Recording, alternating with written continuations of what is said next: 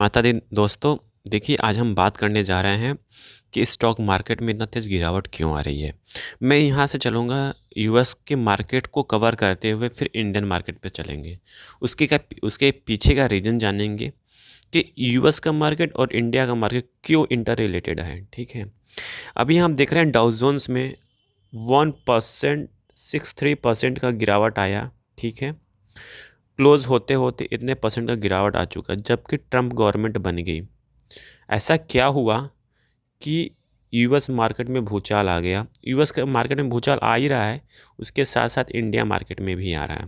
ठीक है, क्योंकि दोनों मार्केट इंटर रिलेटेड हैं, क्योंकि ये भैया जो यूएस मार्केट है ना, सबका बॉस है। ठीक है, फिर उसके बाद आते हैं नीचे की साइड में, हम आते हैं, देखते हैं, देखेंगे यहाँ पे SP 500 1.54% का डाउन, नैस्डैक 2.74% का डाउन, नैस्डैक कंपोसाइट्स 1.63% का, और निक्केई, मतलब ग्लोबली ये मार्केट आप देखेंगे ना, हर जगह ताबड़तोड़ गिरावट है। उसके पीछे का रीज़न कौन है भैया?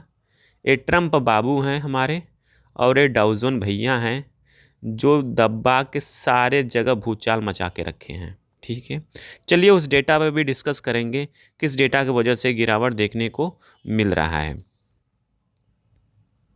देखिए डेटा आपके सामने ये है कि वहाँ पे इन्फ्लेशन रेट बहुत तेज़ी से बढ़ रहा है। ठीक है, फिर उसके बाद जब इन्फ्लेशन रेट बढ़ता है ना, तो वहाँ पे जो बॉन्ड यील्ड है तेज़ी से इंक्रीज़ करता है। बॉन्ड यील्ड क्या होता है? जैसे ट्रेजरी बिल होता है ना, कॉर्पोरेट बॉन्ड होता है, गवर्नमेंट बॉन्ड होता है, वो वहाँ पे भी वही फॉलो होता है। वहाँ का जो बॉन्ड यील्ड होता है, जब इन्फ्लेशन आता है वो तेज़ी से इंक्रीज़ करता है। तो लोग क्या करते हैं, स्टॉक मार्केट का पैसा निकाल के वहाँ पे बॉन्ड यील्ड और ट्रेजरी बॉन्ड में डालना पसंद करते हैं और डालते हैं, उसके वजह से मार्केट में गिरावट आती है। पहला कंडीशन। दूसरा यहाँ पे आप देखेंगे तो यहाँ पे आ रहा है आपका federal reserve interest rate decision 2025, ये भी आने वाला है। तो खौफ जो है ना, कहीं फेडरल रिजर्व भी आ गया यहाँ पे, दूसरा बॉन्ड यील्ड भी आ गया। ठीक है, अब हम तीसरे पॉइंट पे चलते हैं। वो तीसरा पॉइंट क्या है? वो तीसरा पॉइंट है जॉब कट। यहाँ पे देखेंगे यूएस मार्केट में जॉब की कमी आई है। वहाँ पे लोगों को जो अनएम्प्लॉयमेंट रेट है वो कितना है? 4.1% का है। लेबर मार्केट इन एड स्ट्रॉन्ग नोटेड। ठीक है, तो वहाँ का जो यूएस मार्केट इसलिए बुरा मान गया, आप कह सकते हो, क्योंकि वहाँ पे जो अनएम्प्लॉयमेंट रेट है 4.1% के साथ गिरावट देखने को मिला। ये भी एक डेटा कह रहा है। ठीक है, और जो चौथा डेटा है उसके पीछे का भैया है ट्रम्प बाबू। हम ट्रम्प जी हैं, ट्रम्प जी ने क्या कर दिया, यहाँ पे कुछ ऐसे पॉलिसी लेकर आ गए, उस पॉलिसी की वजह से मार्केट ने रिस्पॉन्स नहीं किया, उसके वजह से और गिरावट देखने को मिल गया। ये रहा यूएस मार्केट। ठीक है, अब हम बात करते हैं इंडियन मार्केट में, कि इंडियन मार्केट में भी क्यों कंटिन्यूअस गिरावट आ रही है। ठीक है, उसके पीछे का रीज़न जान लेते हैं। ये यूएस मार्केट का रीज़न आपको समझ में आ गया होगा। अब चलिए हम बात कर लेते हैं इंडियन मार्केट में क्यों गिरावट आ रही है, क्या कंटिन्यूअस गिरावट रह सकती है, उसके पीछे का भी रीज़न हम जान लेते हैं। चलिए अब इंडियन मार्केट की साइड में चलते हैं। देखिए इंडियन मार्केट में क्यों गिरावट आ रही है।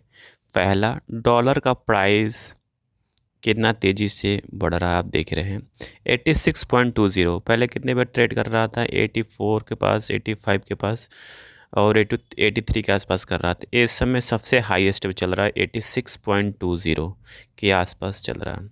इससे क्या फ़र्क पड़ता है भाई, चलो वो भी हम बता देते हैं। देखिए जो भी हमारे एफआईस होते हैं ना, वो डॉलर लेकर आते हैं इंडिया में, फिर उसको कन्वर्ट करके परचेस करते हैं। ठीक है, तो उनके लिए डॉलर का प्राइस क्या हो, बढ़ गया।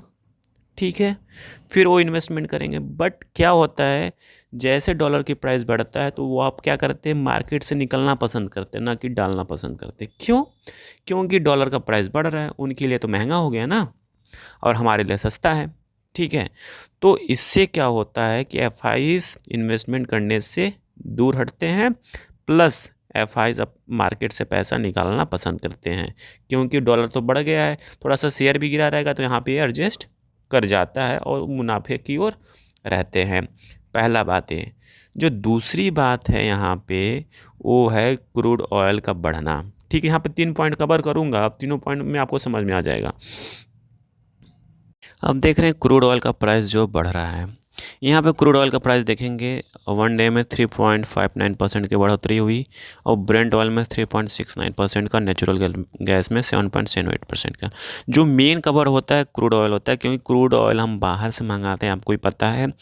रसिया भी होता है, इराक भी होता है और ईरान से भी हम क्रूड ऑयल मंगाते हैं। ठीक है, तो जो वो परचेजिंग होता है ना भाई, वो डॉलर में होता है। ठीक है, तो समझ सकते हो डॉलर का भी प्राइस बढ़ा उधर और इधर क्रूड ऑयल का भी बढ़ा। ठीक है, तो इससे हम कहाँ इंडियन मार्केट, इसलिए डबल दोहरा मार कह सकते हो पड़ रही है।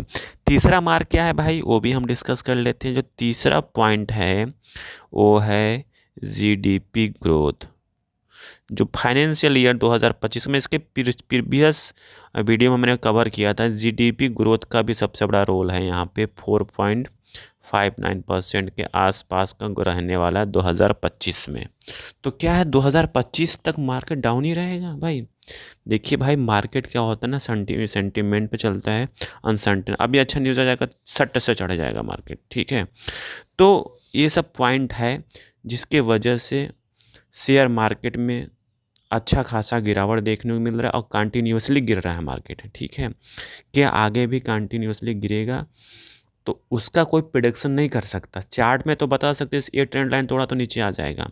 ठीक है, तो बट मैं एक चीज़ अब मैं आपको बताता हूँ, पैसा बचा के रखो, जैसे और नीचे आता तो धीरे धीरे इन्वेस्टमेंट करना चालू करो, नो डाउट पैसा बहुत अच्छा बनेगा। ठीक है, आई थिंक सारी इन्फॉर्मेशन आपको सही लगी होगी।